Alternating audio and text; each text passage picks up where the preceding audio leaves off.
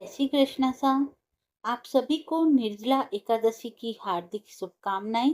श्री हरि आपकी सभी मनोकामनाओं को पूर्ण करें। ज्येष्ठ शुक्ल पक्ष की एकादशी को निर्जला एकादशी कहा जाता है। सनातन धर्म भगवान विष्णु की उपासना के लिए एकादशी व्रत को बहुत ही महत्वपूर्ण मानता है।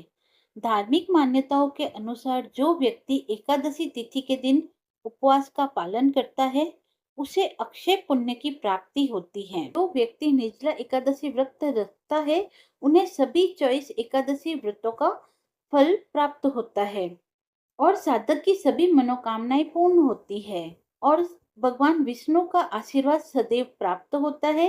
इसके साथ ही इस विशेष दिन पर पाठ पूजा व दान पुण्य करने से अक्षय पुण्य की प्राप्ति होती है अथवा व्यक्ति के लिए मोक्ष के द्वार खुल जाते हैं। निर्जला एकादशी व्रत कथा। सौनक आदि 28,000 ऋषि मुनि बड़े श्रद्धा से इन एकादशियों की कल्याणकारी व पाप नाशक रोचक कथाएं सुनकर आनंद मग्न हो रहे थे। अब सबने ज्येष्ठ मास के शुक्ल पक्ष की एकादशी की कथा सुनाने की प्रार्थना की। तब सूत जी ने कहा, महर्षि व्यास से एक बार भीमसेन ने कहा, हे पितामह, भ्राता युधिष्ठिर, माता कुंती, द्रौपदी, अर्जुन, नकुल और सहदेव आदि एकादशी के दिन व्रत करते हैं और मुझे भी एकादशी के दिन अन्न खाने को मना करते हैं। मैं उनसे कहता हूँ कि भाई, मैं भक्ति पूर्वक भगवान की पूजा कर सकता हूँ और दान दे सकता हूँ, किंतु मैं भूखा नहीं रह सकता। इस पर महर्षि व्यास ने कहा, हे भीमसेन, वह सही कहते हैं। शास्त्रों में वर्णित है कि एकादशी के दिन अन्न नहीं खाना चाहिए। यदि तुम नर्क को बुरा और स्वर्ग को अच्छा समझते हो तो प्रत्येक माह की दोनों एकादशी को अन्न नहीं खाया करो। महर्षि व्यास की बात सुन भीमसेन ने कहा, हे पितामह, मैं आपसे पहले ही कह चुका हूँ कि मैं एक दिन तो क्या एक समय भी भोजन के बिना नहीं रह सकता। फिर मेरे लिए पूरे दिन का उपवास करना कहाँ संभव है।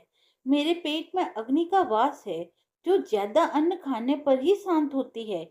यदि मैं प्रयत्न करूं तो वर्ष में एक एकादशी का व्रत अवश्य कर सकता हूँ। अतः आप मुझे कोई एक एकादशी व्रत बतलाइए जिसके करने से मुझे स्वर्ग की प्राप्ति हो सके। भीमसेन की बात सुनकर व्यास जी ने कहा, हे पुत्र, बड़े बड़े ऋषि और महर्षियों ने बहुत से शास्त्र आदि बनाए हैं। यदि कलयुग में मनुष्य उनका आचरण करे तो अवश्य ही मुक्ति को प्राप्त होता है। उनमें धन बहुत कम खर्च होता है। उनमें से जो पुराणों का सार है वह यह है कि मनुष्य को दोनों पक्षों की एकादशी का व्रत करना चाहिए। इससे उन्हें स्वर्ग की प्राप्ति होती है। महर्षि व्यास जी ने कहा, हे वायुपुत्र, वृषभ संक्रांति और मिथुन संक्रांति के बीच में ज्येष्ठ मास की शुक्ल पक्ष की एकादशी आती है। उसका निर्जल व्रत करना चाहिए। इस एकादशी के व्रत में स्नान और आचमन करते समय यदि मुख में जल चला जाए तो इसका कोई दोष नहीं है, तो आचमन में 6 मास जल से अधिक जल नहीं लेना चाहिए। इस आचमन से शरीर की शुद्धि हो जाती है। आचमन में 6 मास से अधिक जल पाप के समान है। इस दिन भोजन नहीं करना चाहिए। भोजन करने से व्रत का नाश हो जाता है। सूर्य उदय से सूर्य अस्त तक यदि मनुष्य जलपान न करे तो इससे 12 एकादशियों के फल की प्राप्ति होती है। द्वादशी के दिन सूर्य उदय से पहले ही उठना चाहिए। इसके पश्चात भूखे ब्राह्मणों को भोजन कराना चाहिए। तत्पश्चात स्वयं भोजन करना चाहिए। हे भीमसेन, स्वयं भगवान ने मुझसे कहा था कि इस एकादशी का पुण्य सभी तीर्थों और दान के बराबर है। एक दिन निर्जल रहने से मनुष्य पापों से मुक्त हो जाता है। जो मनुष्य निर्जला एकादशी का व्रत करते हैं उन्हें मृत्यु के समय भयानक यमदूत नहीं दिखाई देते, बल्कि भगवान श्री हरि के दूत स्वर्ग से आकर उन्हें पुष्पक विमान पर बैठाकर स्वर्ग को ले जाते हैं। संसार में सबसे उत्तम निर्जला एकादशी का व्रत है। अतः यत्न पूर्वक इस एकादशी का निर्जल व्रत करना चाहिए। इस दिन ओम नमो भगवते वासुदेवाय इस मंत्र का उच्चारण करना चाहिए। इस दिन गोदान अवश्य करना चाहिए। इस एकादशी को भीमसेनी तथा पांडव एकादशी भी कहते हैं। निर्जल व्रत करने से पहले भगवान का पूजन करना चाहिए और उनसे प्रार्थना करनी चाहिए कि हे प्रभु, आज मैं निर्जल व्रत करता हूँ। इसके दूसरे दिन भोजन करूंगा। मैं इस व्रत को श्रद्धा पूर्वक करूंगा, मेरे सब पाप नष्ट हो जाए। इस दिन जल से भरा हुआ घड़ा व वस्त्र आदि से ढककर स्वर्ण सहित किसी शुभ पात्र को दान करना चाहिए। इस व्रत के अंतराल में जो मनुष्य स्नान तप आदि करते हैं, उन्हें करोड़ों पल स्वर्ण दान का फल प्राप्त होता है। जो मनुष्य इस दिन यज्ञ होम आदि करते हैं, उसके फल का तो वर्णन भी नहीं किया जा सकता।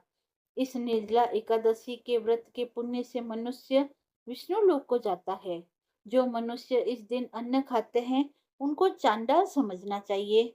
वे अंत में नरक में जाते हैं। ब्रह्म रक्त बहाव करने वाले, मांस खाने वाले, चोरी करने वाले, गुरु से ईर्ष्या करने वाले, झूठ बोलने वाले भी इस व्रत को करने से स्वर्ग के भागी बन जाते हैं। हे भीमसेन, जो पुरुष या स्त्री इस व्रत को श्रद्धा पूर्वक करते हैं, उनके निम्नलिखित कर्म हैं। उन्हें सर्वप्रथम विष्णु भगवान का पूजन करना चाहिए, तदोपरांत गोदान करना चाहिए। इस दिन ब्राह्मणों को दक्षिणा देनी चाहिए। निर्जला के दिन अन्न वस्त्र छत्र आदि का दान करना चाहिए। जो मनुष्य इस कथा का प्रेम पूर्वक श्रवण करते हैं तथा पठन करते हैं, वे भी स्वर्ग के अधिकारी हो जाते हैं। कथा समाप्त हुई। यदि आपको कथा पसंद आई हो तो आप मेरे चैनल को लाइक शेयर एंड सब्सक्राइब करें। धन्यवाद।